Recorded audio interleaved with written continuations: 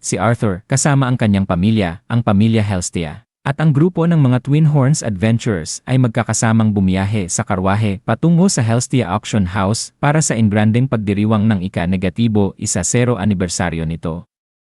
Ang biyahe ay puno ng kasiyahan at tawanan habang nagkukwentuhan at nagtatawanan ang lahat. Si Adam, isa sa mga adventurers, ay namangha sa kwento ni Arthur tungkol sa kanyang pagbagsak sa bangin at pinuri ang kanyang katatagan. Samantala, sinabi ni Helen, isa ring miyembro ng Twin Horns, na bihira sa mga adventurers at maging sa mga maharlika ang makapagbuo ng bond sa isang mana beast.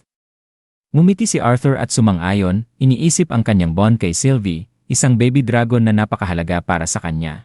Pagdating sa auction house, sinalubong sila ng dalawang yumuyukong butler, at bumaba si Arthur ng karwahe, labis na humanga sa karangyaan ng Helstia Auction House.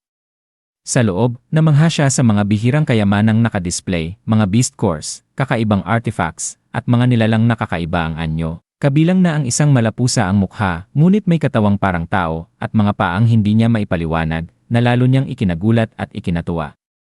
Ang auction house ay nagdaraos ng isang malaking selebrasyon na inaabangan ng mga maharlika at adventurers mula sa iba't ibang lugar. Sabik na makakita o makabili ng mga natatanging gamit na matagal na itinatago at mahigpit na binabantayan para sa espesyal na okasyong ito.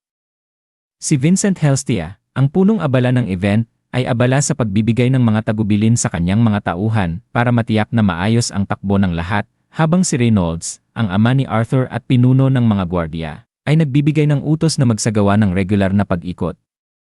Napaisip si Arthur sa husay ng kanyang ama bilang leader, at natuwa siya na mas nakikita nito ngayon ang kanyang dating kasamahan bilang kaibigan. Si Helen ay sinabi na ang Twin Horns na pinamunuan ng kanyang ama noon ay nagbahagi ng mga alaala at pinuri si Reynolds sa kanyang pamumuno. Sa loob ng auction house, tinawag siya ng kanyang ina, si Alice, para samahan siya at sinabing susunod sina Vincent at Reynolds. Napanganga sila sa ganda at lawak ng loob ng auction house, isang patunay ng karangyaan at prestihiyo nito. Habang pinagmamasdan ni Arthur ang entablado, naisip niyang talagang napaka-impressive ng lugar na ito. Tinanong ni Tabitha, asawa ni Vincent, kung ano ang masasabi niya sa auction house, at pabirong sinabi ni Arthur na parang maliit na bagay lang ang salitang house para ilarawan ito, na ikinatawa ni Tabitha at Alice. Niloloko naman siya ni Lilia, anak ni Vincent, na mas lalo pa siyang mamamangha pagdating sa mga pribadong viewing rooms sa itaas. Habang umaakyat sila, napansin ni Ellie, nakababatang kapatid ni Arthur, ang napakaraming tao sa ibaba.